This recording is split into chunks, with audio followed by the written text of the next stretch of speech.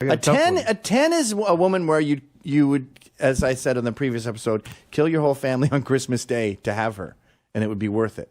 Like, you would drop everything for her. She would be like an angel, heaven. I would do that for a 3. If I'm in the right mood. 10s are there on Earth. There is spelled wrong. How many 9s? 9s is spelled wrong. You don't need an apostrophe. Would you see per day, per 1,000 people? I think if we answer these questions, people can be a lot more precise in their ratings. I know there is an art to this, but there has to be a good amount of science, too. Shirley, I like you more than a friend.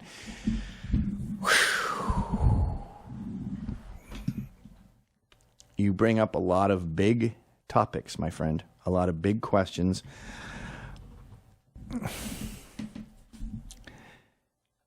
I'm going to go tell you the science of this, but I have to use my gut.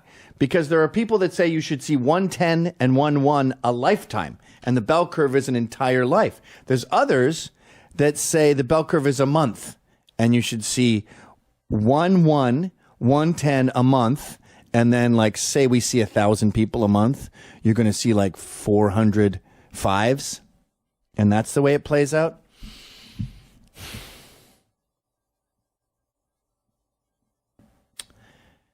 I'm going to say that the bell curve goes over the span of a year. And you should see 110 a year and 1-1 a year. Now, if you see, does that change the scale? Like, do you mandatorily have to see a 1, or typically you should see a 1? Well, there's a way to work it backwards. Like, when you see a 6, you know what a 6 is. So you can say, all right, I've seen a 6. So that should sort of tell you what a 10 is, right? And then you could just mark on your calendar, I've seen, if you see 3 10s a month, that's possible. See, now you get into, well, what if you live, like, what if you're Terry Richardson and you photograph models for a living? Is your bell curve might be a day at that point, because you're probably seeing a 10 a day. I guess it starts with that. I don't know, man. See what I mean? It's such a weird science. And the fun thing about the 1 to 10s is I'm talking about it now like I'm talking about guitar solos. And those are things that I don't understand. I can't play the guitar. I don't know what a guitar solo is. I can't figure out how you get the me. So I just give up. But when you go out on the street, you look at a girl or a man and you go 7, 4.6. You just know. So it's sort of like me picking up a guitar and going, what is this?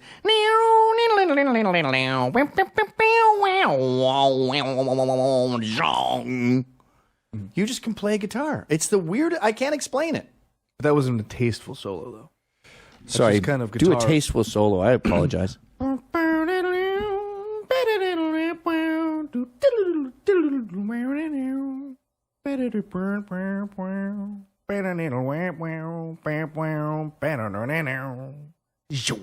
you can put the zoom in there. 45. That's Ryan, always putting the zhung in there.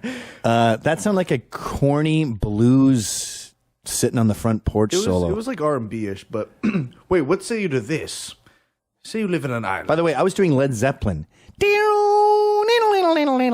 So I'm sorry, Jimmy Page is so corny while you're playing fucking Blues Traveler over there with Hootie and the Blowfish. Well, the thing is, once you're a guitarist, you can kind of judge guitarists that otherwise would be legends or whatever. Yeah, Jimmy Page sucks. Fucking. Oh, but we're peers. Blues Hammer rules. All right, folks. Your question is very hard to answer, and I do know the answer in my bones, but I don't know. My brain doesn't know. Let's just for now say you should see a 10 a year. Okay. And I live in New York City, by the way, where we are replete with fucking knockouts. I got a 10. A 10 is a woman where you would, as I said in the previous episode, kill your whole family on Christmas Day to have her, and it would be worth it. Like, you would drop everything for her. She would be like an angel, heaven. I would do that for a 3. If I'm in the right mood. What if you're on an island, right? Yeah. And there's only a certain amount of people there, and you will never get fired, get in trouble, be brave, and never stop fighting. So last episode, I cut you off because I thought it would be funny to be mean. Yes. Funny to be mean. Funny to be mean. Funny to be mean. Funny to be mean. Funny to be mean. So what was your stupid analogy? Well, it's not an analogy. It's a what if. Now, let's say you're on an island, and there's only you'll only ever see the 100 girls that live on that island. Does a 3... No, let's say there's a 1 on that island, a global 1, but now she's on that island, she'll never leave, you'll never see any other 1. So does that 3 become a 1 because she's the ugliest girl on that island? No. You're off the books. Here's the deal. You don't get to see a 1, 2, 3, 4, 5, 6, 7, 8, 9, 10. Oh. You can in cities. You can if you live in the middle of nowhere, it kind of changes things. But you're still in society. If you're on a desert island, you're not in society. So is it relative or is it static? In its a 1 is a 1, a 2 is a 2.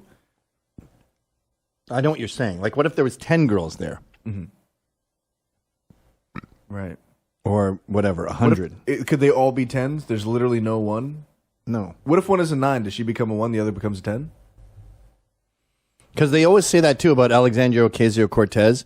If it was like your friend's girlfriend, you'd go, "Oh, my friend's hanging out with this 6. She's really political." But in the world of politics, they're also ugly. She's more like almost an 8. She's a 7.8. I see what you. Yeah. Or who's the chick? The Hawaiian chick. That Hawaiian joint. That Hawaiian joint. Talib. No. I'm sorry. Tulsi Gabbard. Yeah. She's to walk down the street. She's pretty old, so you'd say I can't go much above 7. She's fucking 55 or something. Would you ever? But in the political sphere, she's like an 8.8. Would you ever say something like she's an 8 but has a wooden leg if she has a wooden leg, or does her wooden leg make her something else? Well, now we're getting more. Now I can understand it more because I will admit I was actually confused by your desert thing. I'm meaning not confident with my response. What were you saying that if there's no Cheetos on an island, a coconut doesn't become a Cheeto? Right, I was saying you don't deserve Cheetos, so you can't just say, well, there's no Cheetos here, so this coconut is basically the most Cheeto thing, so it's a Cheeto. No, there's no Cheetos. Yeah. There's no 10s. But also, if there's 10 girls there, you're gonna have different scales. Like, you'll be like, this one girl on this desert island has 2 boobs, 2 arms, 2 legs. She can breathe and she can walk. And she might be good at hunting pigs. Like in Africa, they prefer women with fat asses because genetically they feel like and this is biological, they feel like their population needs help. You know, they're under duress population-wise, even though their population is soaring.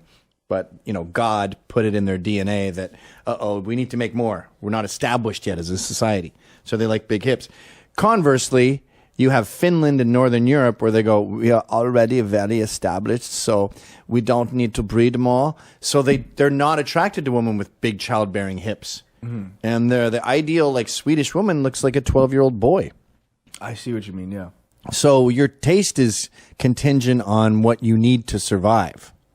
So it is relative. It's global. It's like a Chinese one and a Swedish one. Chinese people are the same as us, you racist pig. I know. So if you go to China, there's a 1, there's a 10. Why would China? Do you think of them as not human? No, you're a well-trained soldier. Of course, I think they're human. Just wow, that was weird. Is there a Chinese 1? Do Chinese people eat food? Yeah. How dare